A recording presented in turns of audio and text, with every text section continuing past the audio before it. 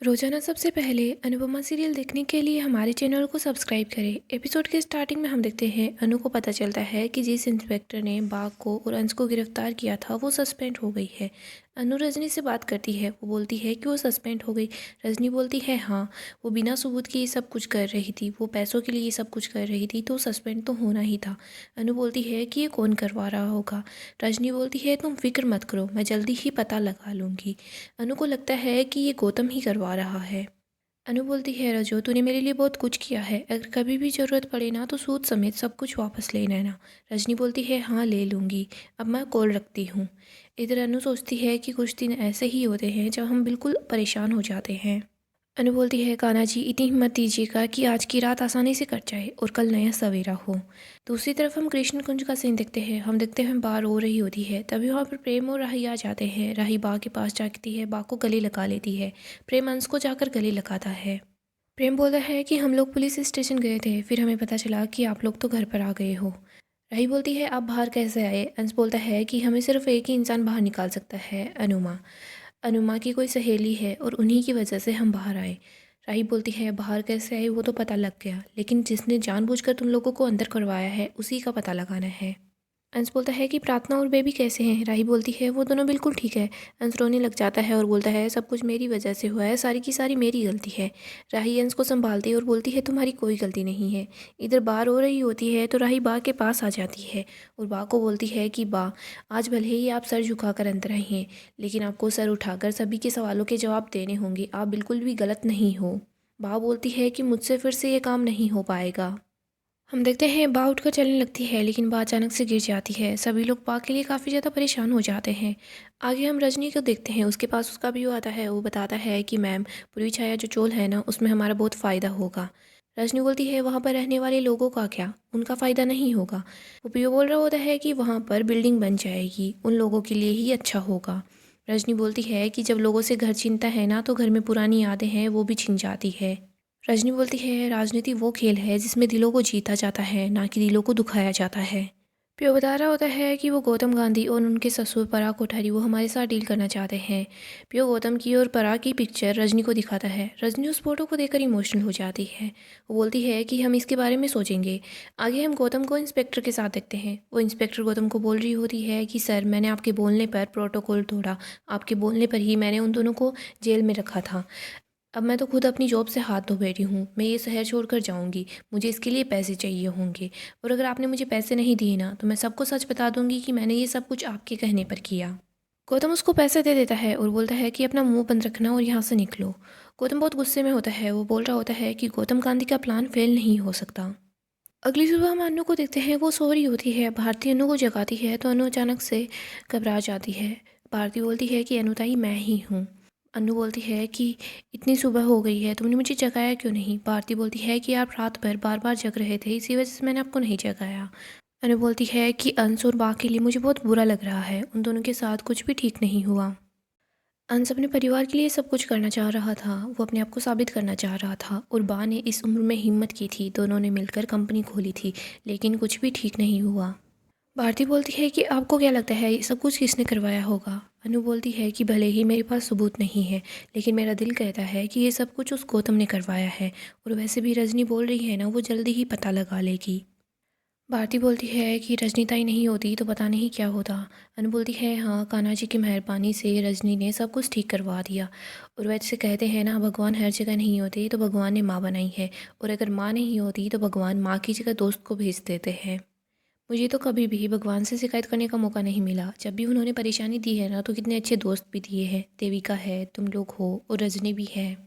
अनु और भारती बातें कर रहे होते हैं, तभी वहाँ पर जस्सी आती है। जस्सी बोलती है मैडम, तू सिर्फ बातें ही करेगी या फिर खाना भी बनाएगी। अनु बोलती है खाना। जस्सी बताती है कि हाँ, डायरेक्टर का कॉल आया था, उन लोगों ने तुम्हें सेट पर बुलाया है और वो चाहते हैं कि तू फिर से कैटरिंग का काम शुरू कर दे। अनु बोलती है मैं, लेकिन। जस्सी बोलती है लेकिन वेकिन कुछ भी नहीं, तू बस बिना गिल्ट के सेट पर चली जाना।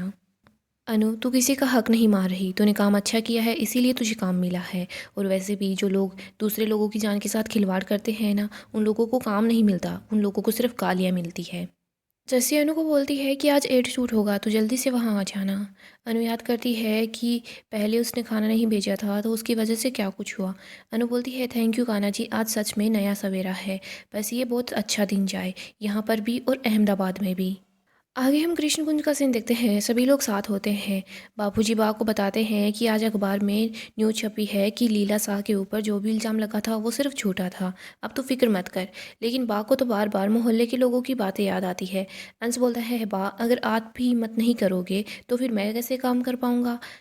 बा के पास अनु का कॉल आता है। अनु बोलती है कि बा, मुझे पता है दुख जब अचानक से पीछे से आकर धप्पा मार कर जाता है ना, तो भले ही हाथ तो हट जाता होगा लेकिन उसका निशान नहीं जाता।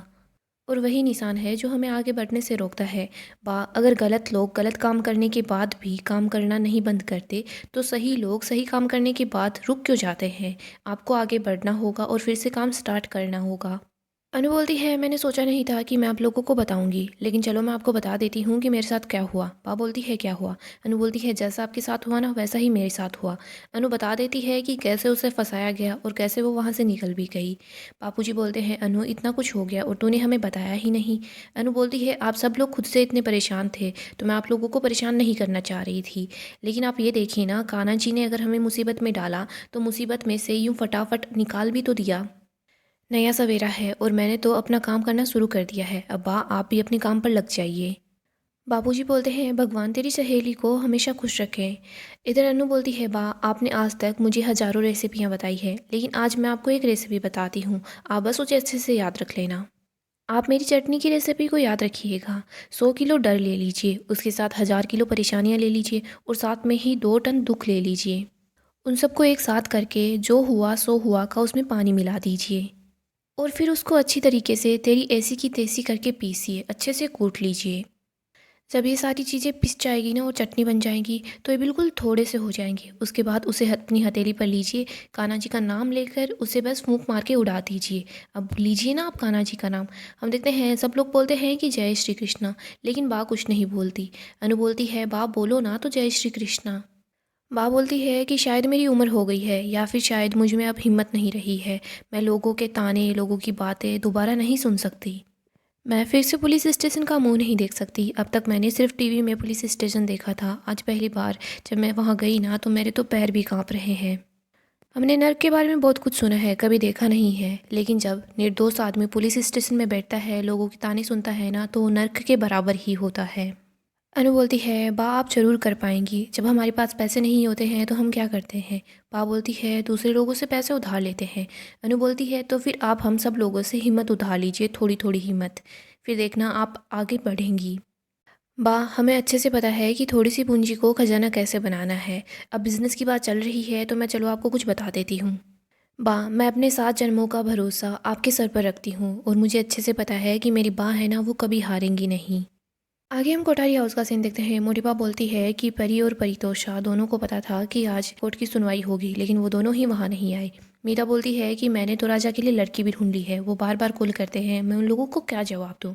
राजा उन सब के पास आता है और बोलता है कि ये डाइवोर्स है, आज बोला कल हो जाएगा, ऐसा नहीं होता, कभी कभी 6-6 महीने लग जाते हैं।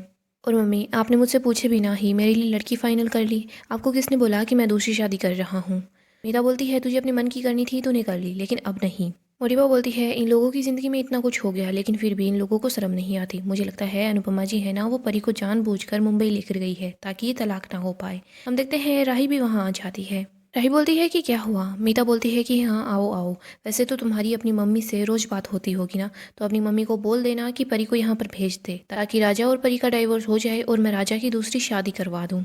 राही राजा को बोलती है राजा तुम दूसरी शादी कर रहे हो। राजा वहाँ से चला जाता है। इधर मोटिबा बोलती है कि बहन है ना, वो कोर्ट नहीं पहुँची, लेकिन भाई और बा है ना, वो लोग थाने पहुँच गए। राही बता देती है कि लैब में कंफर्म हो चुका है कि अंश और बा ने जो प्रोडक्ट बनाए थे उनमें केमिकल नहीं है, लेकिन जो प्रोडक्ट प्रार्थना ने यूज किया था उसमें केमिकल था। और ये दूसरे नकली प्रोडक्ट कौन बना रहा है ये बात अभी तक समझ नहीं आई। पराग बोलता है लेकिन ऐसा कौन कर रहा है और ऐसा क्यों ही कर रहा होगा।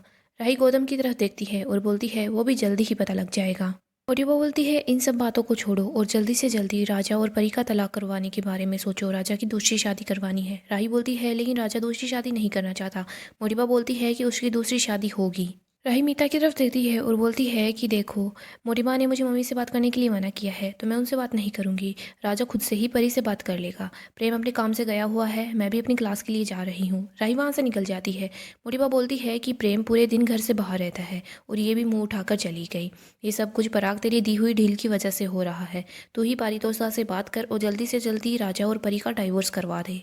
आगे हम परी को देखते हैं, वो गुस्से में होती है। अनु बोलती है, परी क्या हुआ? परी बताती है कि मेरा रिश्ता है ना अपने ससुराल वालों के साथ और ज़्यादा ख़राब हो रहा है। मुझे पापा ने बताया कि वो चाहते हैं जल्दी से जल्दी डाइवोर्स हो जाए, लेकिन राजा भले ही कुछ भी कर ले, लेकिन मैं राजा को डाइवोर्स बिल्कुल भी नहीं दूंगी। अनु परी को समझाती है कि जब पति और पत्नी के बीच झगड़ा होता है और जब बात डाइवोर्स तक पहुंच जाती है ना, तो ये बात दोनों परिवारों के बीच की होती है। मैंने तुझे कितनी बार समझाया है कि जब रिश्तों की बात हो ना, तो तू कैंची लेकर मत बैठा कर, सुई धागा लेकर बैठा कर। जब भी रिश्ता बिगड़े तो उसे संभाल लेना चाहिए। और परी तू ही बता, राजा को दुख देखकर तू खुश रह पाएगी ना? कोई अच्छा इंसान होता है ना, अगर वो कुछ गलत काम करता है ना, तो उसके जीवन में हर बार वो गिल्ट रहता ही है। परी तू अपनी जिद को छोड़ दे। ईशु भी बोलती है कि हाँ परी, तुम्हें मूव ऑन कर लेना चाहिए। अनु बोलती है, और रही बात तुम्हारी डिज़ाइन की, जो कुछ हुआ ना उस सबको छोड़ और आगे बढ़। अच्छे और बुरे लोग हर जगह होते हैं। तू देखना, बा और अंश के साथ भी क्या कुछ हुआ, मेरे साथ भी क्या कुछ नहीं हुआ। अनुपरी को समझाती है कि कोई तेरा हुनर नहीं छीन सकता। तू हजारों डिजाइनें नहीं बना सकती है, लेकिन इस बार किसी पर भी भरोसा करे ना तो 1000 बार सोच लेना। तू किसी की फैन बनकर काम मत कर, तू प्रोफेशनल होकर काम कर। ईशु परी को समझाती है कि परी, तू उसे डिजाइन दे रही थी तो उससे पहले तुझे अपने आप के बारे में सोच लेना चाहिए था। तूने सोच लेना चाहिए था कि वो लोग तेरी डिजाइन को कॉपी ना कर सके। और वैसे परी, तू अपना खुद का ब्रांड क्यों नहीं बना लेती? अनु भी बोलती है कि हाँ ये आइडिया सही है, तू ब्रांड के बारे में सोच, उसका नाम सोच और फिर तू अपना ब्रांड बना ले। परी बोलती है कि आइडिया तो अच्छा है, लेकिन ब्रांड का नाम क्या होगा? ईशु बोलती है, ब्रांड का नाम अलग होना चाहिए। अनु बोलती है, और हिंदुस्तानी भी होना चाहिए। अनु बोलती है, स्वयं का था, मैंने संस्कृत में बहुत पहले पढ़ा था, इसका मतलब होता है कि सेल्फ मेड। परी बहुत खुश हो जाती है, लेकिन परी याद करती है कि उसके साथ क्या हुआ। परी बोलती है, नहीं अनुमा, ये सब कुछ फिल्मों में ही अच्छा लगता है।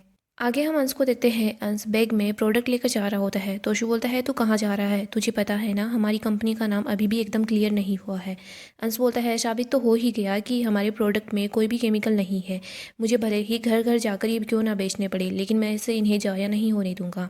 तोशु बोलता है कि अंश सोच ले, अभी भी हमारा नाम क्लियर नहीं हुआ है, तुझे बाहर नहीं जाना चाहिए, और वैसे भी कोई आकाशवाणी नहीं हुई है कि सबको पता चल गया होगा। बाबी बोल रही होती है कि इस बार तोशु सही बोल रहा है। तोशु बोलता है, इस बार? किंजल बोलती है कि हाँ, इस बार तुम सही बोल रहे हो, वरना हर बार तुम बस गलत ही बोलते हो। बा बोलती है, हमारी बहुत बदनामी हुई, प्रोडक्ट कौन ही खरीदेगा? अंश बोलता है कि अनुमा वहाँ अकेली है, लेकिन उन्होंने हिम्मत नहीं आ रही, लेकिन यहाँ पर पूरा परिवार साथ है। इधर हम अन्नू को देखते हैं, वो सूट पर पहुँच जाती है। उसे याद आता है कि यहाँ क्या हुआ था। अनु बहुत घबरा रही होती है। हम देखते हैं वहाँ पर काम करने वाले सभी लोग अनुपमा के पास आ जाते हैं और सब लोग सॉरी बोल रहे होते हैं। इधर डायरेक्टर भी बोल रहा होता है कि अनुपमा जी, मैं पहला डायरेक्टर होऊंगा जो माइक पर खुद को ही डांट रहा हूँ। मुझे पता है मैंने आपके साथ बहुत गलत किया, प्लीज़ हमें माफ़ कर दो। अनु बोलती है, कोई बात नहीं, लेकिन सर आपसे रिक्वेस्ट है, अगर आगे से किसी से कोई गलती होना तो प्लीज़ उसे एक बार सुनवाई का मौका ज़रूर दे देना, उसकी बात एक बार सुन लेना। डायरेक्टर बोलता है कि हाँ, मैं प्रॉमिस करता हूँ, नेक्स्ट बार अगर किसी से भी कोई गलती होगी ना तो मैं उसको एक मौका ज़रूर दूंगा। अनु टिफ़िन डायरेक्टर को दे देती है और बोलती है, आपने शूटिंग के लिए खाना मंगवाया था ना, आपने बोला था कि आपको खाना चाहिए होगा। डायरेक्टर बोलता है कि इसमें खुशबू तो काफ़ी अच्छी आ रही है, ये खाने की खुशबू से ही अपने आप एक्सप्रेशन बन जाएंगे। गाइस, डेली अपडेट के लिए आप हमारे चैनल को सब्सक्राइब करें, साथ ही साथ वीडियो को भी लाइक कर दें। गाइस, अपकमिंग एपिसोड काफ़ी ज़्यादा धमाकेदार होने वाला है। अपकमिंग एपिसोड में हम देखेंगे खाने का एड का शूट हो रहा होता है। यहाँ पर इशू भी वही होती है, अनु भी वही होती है। डायरेक्टर देखता है कि जो लोग एड की शूटिंग कर रहे हैं उन दोनों की तरफ से माँ और बेटी की फीलिंग ही नहीं आ रही। हम देखते हैं डायरेक्टर इशू को बोलता है कि तुम यहाँ पर आओ, तुम इन लोगों की हेल्प करवाओ। इशू वहाँ पर चली जाती है, वो एड शूट करने के लिए जाती है। हम देखते हैं ईशानी भी ठीक से एड शूट नहीं कर पाती, तभी अनु ईशानी के पास जाती है, इशू को अपने हाथ से खाना खिलाती है। ये दोनों साथ होती है तो शूट अच्छे से हो जाता है। डायरेक्टर भी बोल रहा होता है कि अनुपमा जी, आप दोनों ने तो बहुत अच्छे से ये एड शूट करवाया है, मुझे लगता है कि आपका नया करियर शुरू होने वाला है। वो अनु को हीरोइन की चेयर देता है। अनु ये देखकर काफ़ी ज़्यादा खुश हो जाती है। इधर इशू भी बहुत खुश होती है। दूसरी तरफ हम अंश को देखते हैं। अंश मार्केट में चला जाता है, वहाँ पर वो ठेला लगाकर अपनी कंपनी के प्रोडक्ट बेच रहा होता है। हम देखते हैं प्रार्थना अंश को ऐसे देखती है तो प्रार्थना सोचती है कि मुझे अंश की हेल्प करवानी चाहिए। प्रार्थना अंश के पास आती है, वो बोलती है कि चलो मैं तुम्हारी हेल्प करवा देती हूँ। अंश बोलता है कि प्रार्थना देखो धूप बहुत ज़्यादा है और तुम्हें अपना ख्याल रखना चाहिए, तुम घर चली जाओ। लेकिन प्रार्थना बोलती है कि नहीं, मैं यहीं हूँ, तुम्हारी हेल्प करवाऊँगी। पराग और मोटिबा प्रार्थना को अंश के साथ देख लेते हैं। पराग को गुस्सा आता है, वो अंश पर गुस्सा करता है और बोलता है कि तुम्हें शर्म नहीं आ रही, तुम्हारी पत्नी प्रेग्नेंट है और तुम इससे धूप में काम करवा रहे हो। पराग अंश की कोई बात नहीं सुनता। इधर प्रार्थना पराग को समझाती है कि पापा मैं खुद से अंश की हेल्प करवा रही हूँ, अंश ने तो मुझे बोला था कि मैं इसकी हेल्प ना करवाऊँ, लेकिन मैं इसकी हेल्प करवाना चाहती हूँ। लेकिन हम देखते हैं मोटिबा और पराग अंश को बोल रहे होते हैं कि तुम प्रार्थना से दूर रहो। वो दोनों प्रार्थना को घर ले आते हैं। सो दोस्तों, आने वाला एपिसोड तो काफ़ी ही ज़्यादा धमाकेदार होगा। अगर आपको ऐसे ही सीरियल की अपडेट जानना पसंद है तो आप हमारे चैनल को सब्सक्राइब करें, साथ ही साथ आप वीडियो को लाइक भी कर दें। हम आपके लिए ऐसे ही अपडेट लाते रहेंगे।